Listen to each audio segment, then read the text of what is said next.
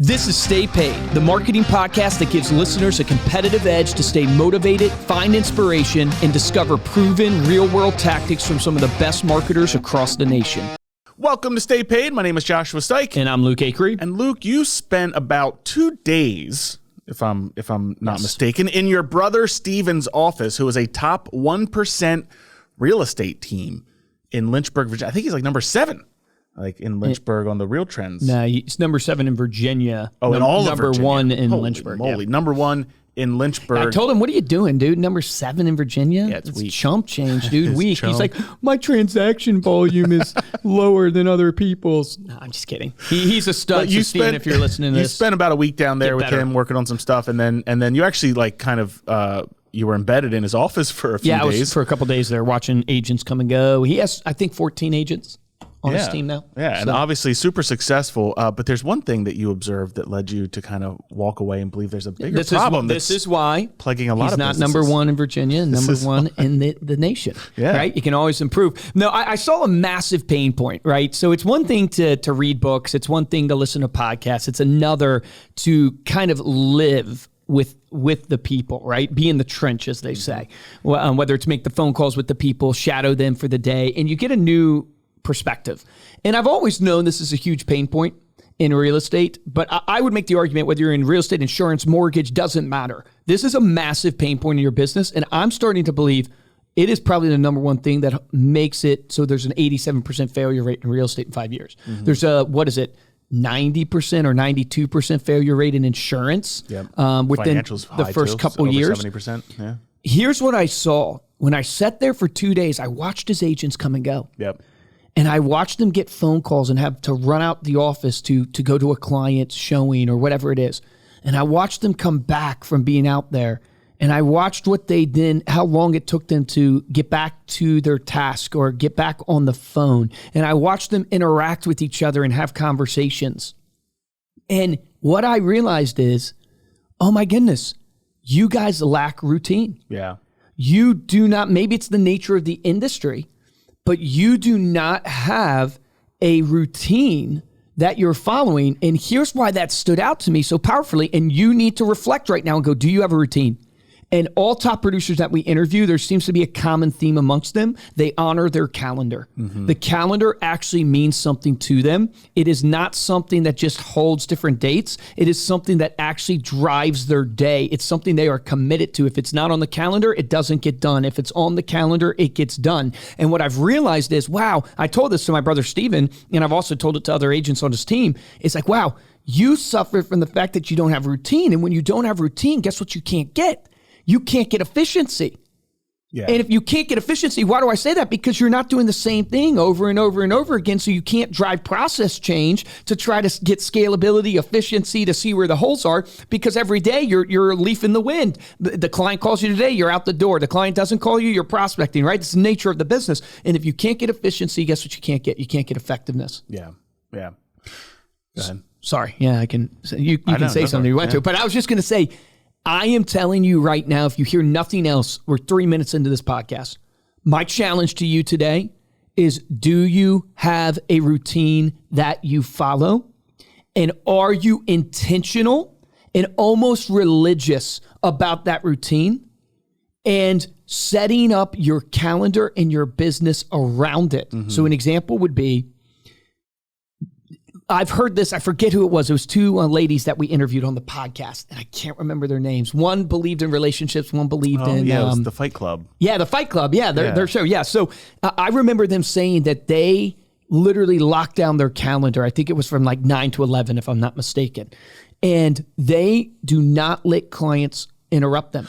Well, go ahead. And so my point being with this is like, that's a perfect example. What are your prospecting hours? Yeah. If I looked at your calendar today and I was consulting your business and you were paying me a bunch of money, all I would do is go, show me your calendar real quick. Yep. And go, okay, where in here do I see your prospecting hours?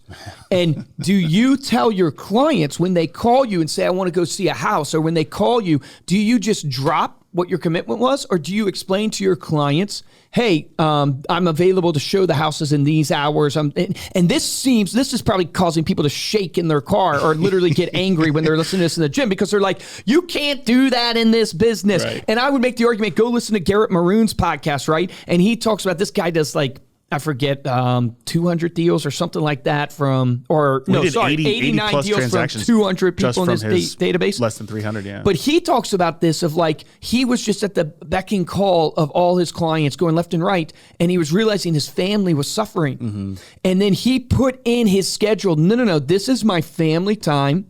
I will not go show houses during this time. I will honor being home for dinner. And it's like every time you can have maybe an occasion here and there, but the routine is this. And he said, my clients appreciate it more. And they started to call me and say, Garrett, I know you're with your family right now, but when you get back, can we go see XYZ or can we do XYZ? And it's like, that is such a powerful thing to go, if you honor your calendar, the people around you will honor it. If you don't give honor to it, the people around you will not honor it. Yeah.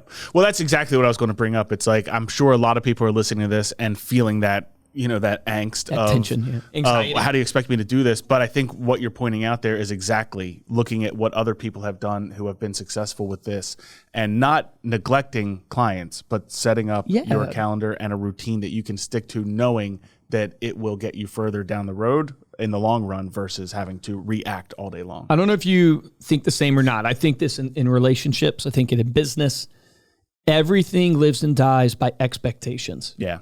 And if you think of why people get upset, it's because their expectations weren't made or weren't met.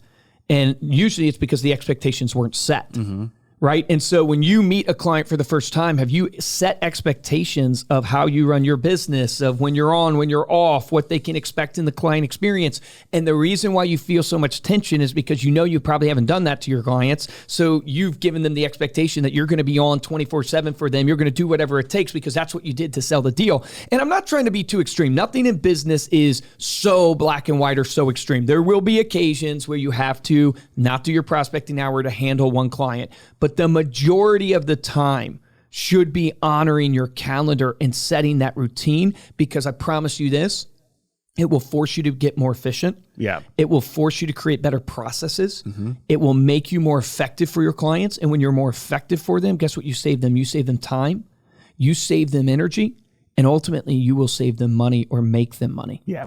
Some other benefits, though, of having a routine that we can talk about is it's actually better for you to have a routine. This is crazy to think about thinking about setting a routine causing anxiety. Having a routine actually relieves and reduces stress and anxiety, right? There was a study done, I wrote it down here just because I wouldn't remember. It's a University of Pennsylvania found that people who followed a regular routine had lower levels of stress and anxiety than those who did not. And there's this concept in psychology called decision fatigue. Yep.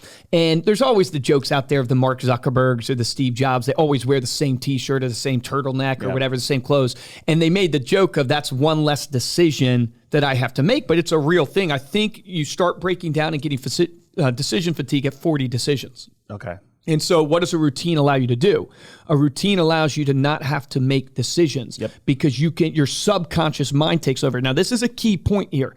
Did you know that it's predicted that 95% of what you do every single day is done by the subconscious mind?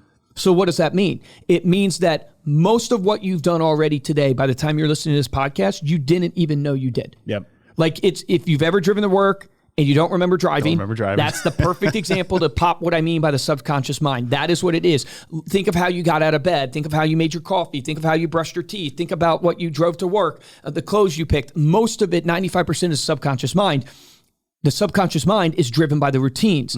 The routines create ultimately your habits. Your habits create your character creates who you are. And so I always challenge people, get intentional about your routine. Yeah. Get intentional. It will lower your stress because you don't have to have decision fatigue, which means you don't have to worry. Where does stress come from? Where does anxiousness come from? Anxiousness a lot of times. Uncertainty. Yes, it comes from not knowing. Yeah.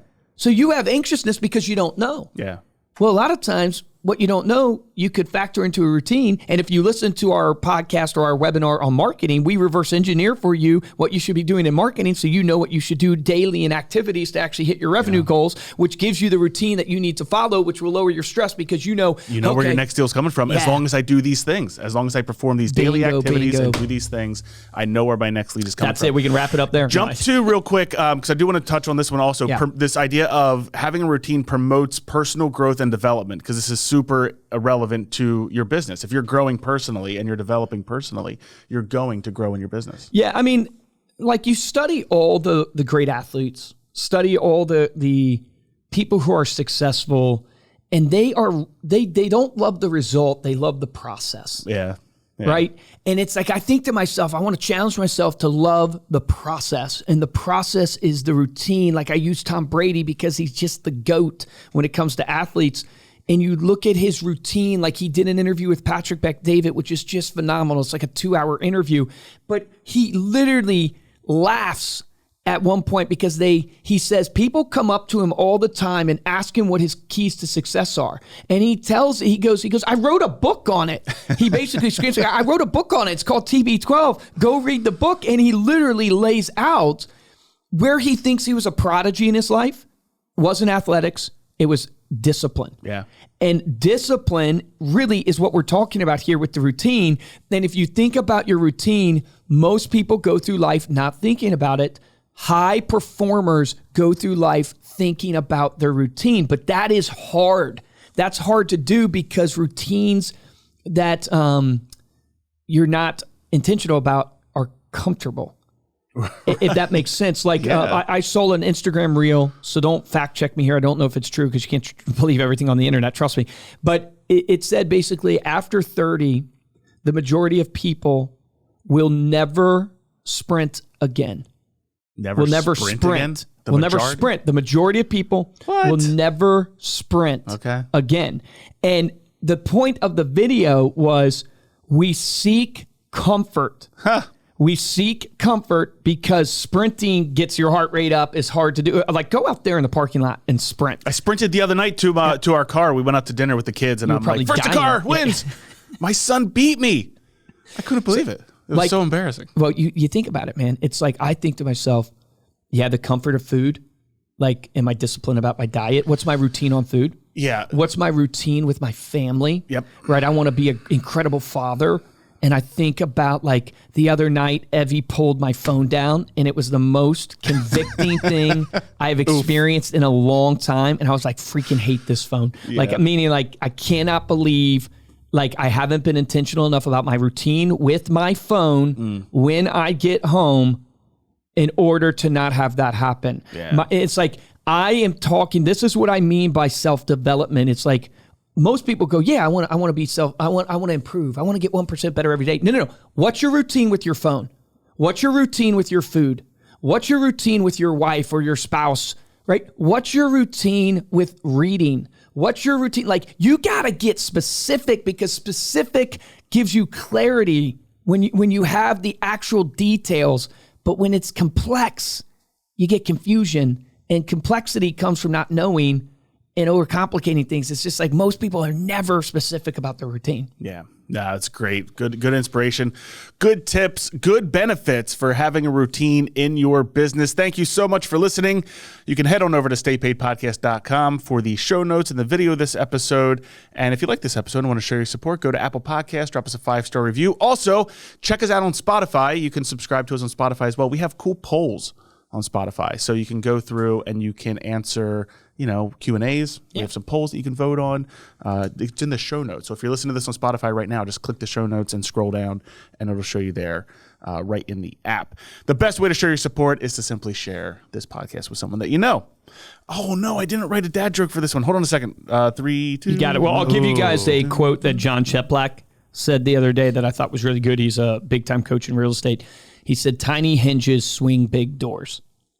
He goes, most people are looking for the big, big wins. Most people are looking to lose, 30 pounds, or something like that. It's like, but remember, tiny hinges swing big doors. It's the little things. It's the little things in your routine that will swing the big doors for you in your life. Well, speaking of little things and speaking of sprinting, what did the nut say when it was chasing the other nut? Nuts are little and chasing is sprinting.